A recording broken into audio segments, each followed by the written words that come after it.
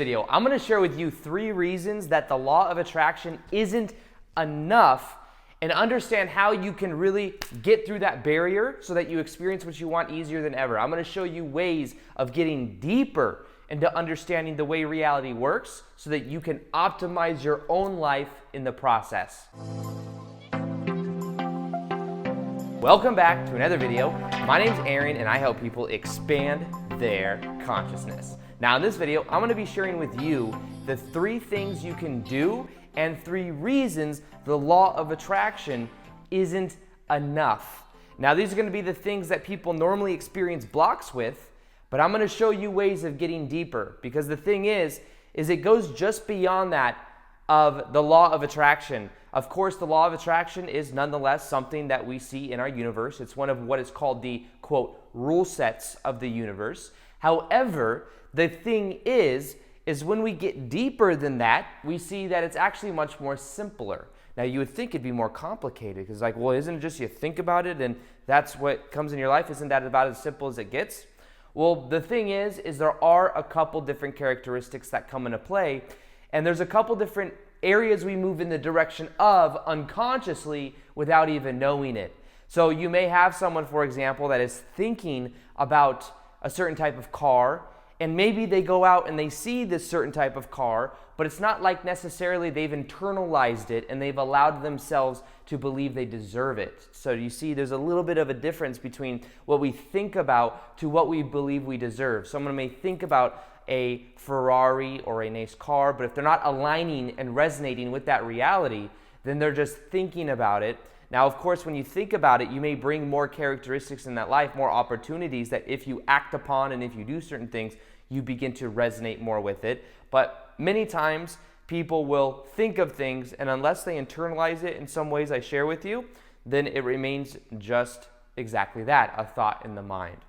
Now, I do believe that in a way, thoughts are things. So when we think thoughts, we think that they are invisible, that they just don't exist. I think on a plane, on a certain way of looking at it, they do actually exist. It's just that they haven't formalized yet. They haven't crystallized into reality because there hasn't been momentum.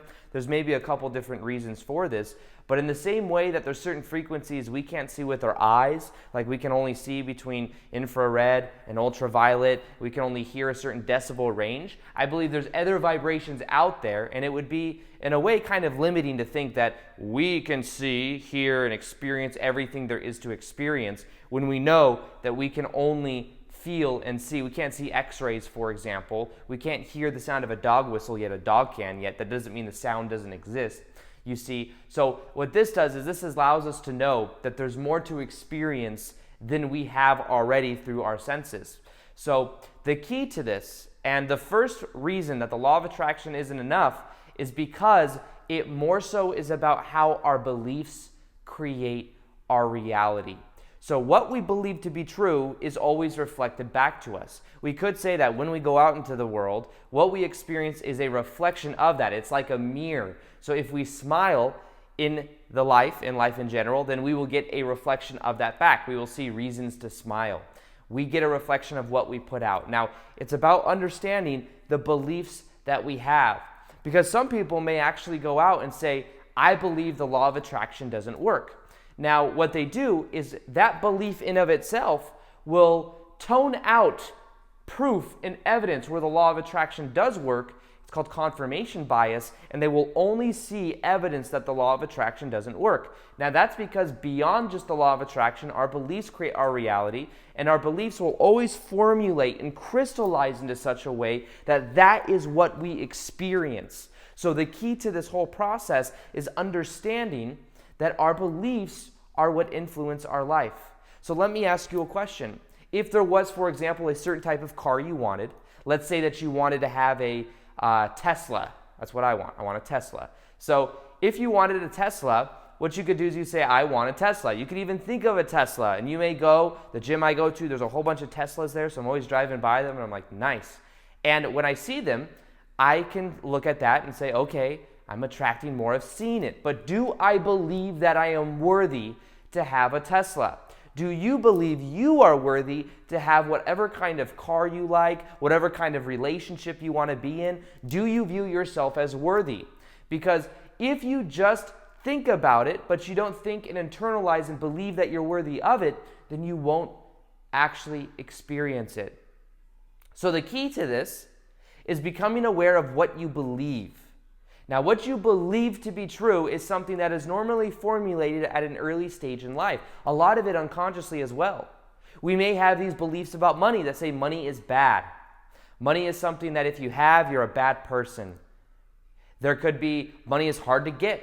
So there's these negative associations with money, which means money is not going to come into our life very easily because we have all these rules about it. We have all these mindsets about it. So the key to this is to actually become aware of the beliefs about money and then to let them go. The key is to become aware of our beliefs about relationships. Do you believe you're worthy to be in a certain type of relationship? Sometimes this is patterned in at a young age. Maybe we see the way one of our parents treats someone else, and we assume, oh, that's the way relationships work. So then we assume that that's how we deserve to be treated. But we can become aware and we could say, what do I believe about relationships? You see, it's not always just the subject itself that we focus on, but it's how we relate to the subject that we focus on. If we relate to relationships and we think, oh, relationships to me mean no freedom, then we start to give it a negative connotation, which means we won't attract that into our life. If we give it a negative connotation that, oh, this person's probably going to take advantage of me, kind of the presupposition of us going into an experience, then we start to create the momentum for that. Be aware of the beliefs that you have. Now, here's a way you find beliefs. Here's the easiest process for changing your beliefs. Simply ask yourself the question, what would I believe to be true to be having X, Y, or Z? What would I have to believe is true to be feeling lonely right now? What would I have to believe is true in order for me to think that money is hard to get? What would I have to believe is true for me to know that I don't interact with other people very well? As you become aware of all these beliefs, you can then see, whoa, there's this one reference experience that I go back to in my mind of when I was younger, or maybe 10 years ago or 5 years ago, and this one reference experience started to build that belief. But then what you do is you look at that belief and you look at that reference experience, which is a memory, and you say, that was just one experience. That doesn't have to be who I am. That doesn't have to be something that drains itself out the rest of my life. In the moment you become aware of it is the moment you can decide to let it go. Beliefs only have power when we are unaware of them. When we become aware of them, we see how illogical they are. Because you may see just a couple experiences, but what you can do is you can take that belief and you can find evidence of the opposite of it. For example, you say, I believe I'm not confident. There are times in your past when you were confident. There were times in your past when you weren't confident. If you don't feel confident, it's because you're focusing on the times that you weren't. You have a momentum, or you have some very powerful memories in the past that developed that belief. So then what you could do is become aware of it. You're aware of it, so you've already started to gain back the power. Then find evidence of the opposite and be like, yeah, wait, there's plenty of times I actually was confident. And as you become aware of those, you start to develop the momentum in a different direction and just specifically decide to let go of the old belief. It's a decision to let go. And as you let that go, it starts to change everything in your life. I truly believe that when we get to the core of what we believe to be true, it's a lot of beliefs, but I believe when we get to the core of what we believe to be true, that's when everything in our life will change, because that is what we experience in reality. It's a belief of what we believe. It's a reflection of what we believe. Too many beliefs. Anyways, I'm going to move on to the next one then. So secondly, the second reason the law of attraction is not enough, or the reason you may be experiencing blocks, is understanding pleasure and pain. See, we may think that we want something, say we think we want a relationship, but we may associate pain with the relationship subconsciously. We may have these mixed neuroassociations. A neuroassociation is a thing in our mind, a way of thinking about something that causes a certain feeling within us. So, for example, you may see and want to be in a relationship, but at the same time, associate pain with not having freedom. Pain and pleasure is very similar to beliefs in certain ways, but also different in certain ways. Now, the way that you can use pain and pleasure is by understanding you already use it. You don't have to try to use this, but it's about being aware of how you are using this. Because here's the thing, here's the truth about every single person on this planet, no matter what. Every single person on this planet is driven by pain and pleasure. We will always, no matter what, move in the direction of what we believe or what we perceive will bring us pleasure, and we will always move away from that which we believe or perceive to bring us pain. Works the same for everyone. That is what's called the motivational mechanism. The difference is what people associate pleasure and pain with. So for example, someone may say, I want to be in shape. My goal is to be in shape. I want to lose 30 pounds. I want to be at this perfect body weight image. But that's what they're thinking for the law of attraction. But they associate pain with going on a diet. They associate pain with going to the gym. They associate pain with being strict on what they eat. And because they associate pain with it, they have these mixed neural associations. On one hand, they desire and they want to be at the perfect body weight. On another hand, they're not driven by the motivation of doing that because they're motivated away from that. They associate pleasure maybe with eating unhealthy foods. They associate pleasure with maybe watching television versus going to the gym. Maybe not even knowing this. But here is how you get what you want in your life, and this will totally change your life if you start to apply it. Find out what you want to experience in your life, whatever that is.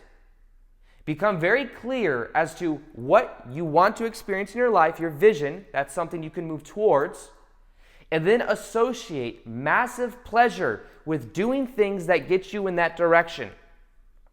Associate massive pain with things that hold you back. So this may require you to become aware as to what that could be for you. For example, for me, what I did is I associate massive pleasure with taking action and making YouTube videos. I associate pleasure with editing, with doing website stuff, with creating the kind of business that I have, with creating the lifestyle I have, with growing my brand, with posting on social media. I associate massive pleasure with that because I know that that helps get my message out to more people. But it wasn't always like that. I used to associate pain with making videos about 2 years ago before I went daily on YouTube. I did a video once a week and I would enjoy it, but it felt like a lot of work. I switched around these pain and pleasure way of looking at it and I say, you know what? I'm going to start to associate massive pleasure with making videos, even though it's going to take away some of my time. So at the time, I was working 40 hours a week at Barney's, New York, plus I was making daily videos on YouTube, but I switched it around. I started to associate pleasure with doing my passion. I use this also with the gym, for example. I used to be about 10, 15 pounds heavier. Nothing wrong with it, but I wanted to be a lot leaner because I knew I'd have more energy, and now I do. And what I did is I associated pleasure with going on a diet. I associated pleasure with eating nutrient-rich foods. I associated pleasure with pushing myself at the gym because of the serotonin, the dopamine rush that you get when you push yourself. I associate pain with remaining stagnant. I associated pain with eating junk food, with eating, I used to eat like 2 or 3 acai bowls a day sometimes. And these acai bowls had a lot of granola, which is sugar. And I knew that that wasn't good for me, but I associated pleasure with it. So what I did is I switched it around and I associated more pleasure with eating more nutrient-rich stuff. And that changed everything. And within 3 months, I lost a whole bunch of excess fat and I have more energy than ever before. So if you find that you're not getting results with the law of attraction, be aware of what you are guided towards with your pain and pleasure mechanism. And if you want to achieve your goals easier than ever, simply associate more pleasure with attaining them, more pleasure with actions of getting closer to them, and associate massive pain with the opposite. If you do this, this will change your whole entire life. And this is what has allowed me to live the kind of lifestyle I do now, is because I associate pleasure with things that help what I do grow. And I'll say this from experience too. Success does not come from like 1 or 2 different things of events that just change everything. If you develop a successful day, that trickles out and that gains momentum. So every day there's certain things I do that leverage what I do. I make YouTube videos, I edit, I do website stuff, I do marketing stuff, I do all of these things every single day because I'm spreading my message. And that's what leverages to, over time, compounding everything. So be aware of what that is for you. Master your day. Associate pleasure every day with doing what you love. That will eventually become your full time. That's what I did. And that's what absolutely transformed my life. The third reason that the law of attraction isn't enough is simply because people are thinking about it and they aren't being it. There's a difference between just thinking and being. And the difference is profound. Because when you start to embody the resonance of the reality you want, everything in your life will begin to change. And resonating with the reality you want is more so about understanding the three aspects that make up your personality. Your personality creates your personal reality. This is a quote from Dr. Joe Dispenza. And I find it to be true. Your personality is a combination of what you think, which is part of it, what you feel, and what you do. So some people are just thinking about it, but they're not doing the other two. Now, sometimes the thinking about it will lead to the other two, because then you'll feel inspired to take action. You'll feel the emotions start to build up as well. But the key to this is understanding the other two aspects. Now, this may mean that you must start to take a little bit of action, because when you start to move you want to think of moving the energy. The thoughts will move the energy, but the action and the emotion move the energy to a whole new level. Because the thoughts are something like we were talking about before, kind of like in the etheric plane. We can't actually see it with our eyes. But when we take action, we start to crystallize it into reality. We start to really put in a whole new level of it. Now, what you can do for this, quick little exercise for you, is imagine the best version of you, the best self-image you have, you doing exactly what you love. Imagine that version of you, exactly what you'd be doing, feeling, and acting, and how you'd be acting. Imagine that version of you, and simply decide that every day you're going to do things as that version of you. You're going to feel what that version of you feels. You're going to think how that version of you thinks. Because then as you embody those characteristics in your reality now, eventually that will become reality for you. So it's about being aware of how you see yourself. It's about being aware of those different aspects and then how that begins to change in your life. So I imagine the best version of me. I shared this many times. I imagine the best version of me traveling the world, speaking in front of large groups of people, doing seminars, being in front, helping people understand different things, noticing how grateful people are, going and meeting people that watch my YouTube channel and how that's so cool. It's so different than just doing it through comments online. And I imagine all of these things, and I imagine the version of me, my body language, how I act, kind of tonality I have, how I treat people, how compassionate I am. And I simply embody those characteristics now. I may even play it out in my head a couple times, but that allows me to resonate now with that reality rather than in the future. Now is all that exists. What you can do is begin to be that which you experience instead of just think that. So this is another way that you can profoundly change your life and move beyond just the thinking aspect. To go beyond the law of attraction, we must first off become aware of the beliefs that we have, get to the root of what we believe to be true, become aware of that belief, and then to simply decide to let it go, and then to, secondly, start to associate massive pleasure with attaining what we want in life, with moving and progressing in the direction we want, with taking action in whatever way that is, doing what we're passionate about. As we associate massive pleasure with that and massive pain with the opposite, we start to direct the force of our life in a powerful way. And then remember, it's not just the thinking, it's the feeling and it's the being. It's about being the best version of yourself, choosing that's who you are now. And as you do that, you'll find that everything in your life changes. Now, if you want to learn how to change your self-image, what I have is a guided meditation that will help you to reprogram your subconscious mind. It's one that I think that if you listen to for 21 days, it'll absolutely transform your life. I get a lot of people that say that it's one of my best meditations. It'll be in the top of the description box below. It's absolutely free. You can download it. I recommend you listen to it for 21 days. I'll also be doing more live Q&As on Instagram. So if you haven't followed me on Instagram yet, I do live Q&As, plus I post daily content there. And other than that, I hope you enjoyed this video. Feel free to like this video if you liked it, subscribe if you haven't already. Hit the little notification gear next to the subscribe button so that you can see the daily vids that I do. And other than that, as always, peace, much love, and namaste.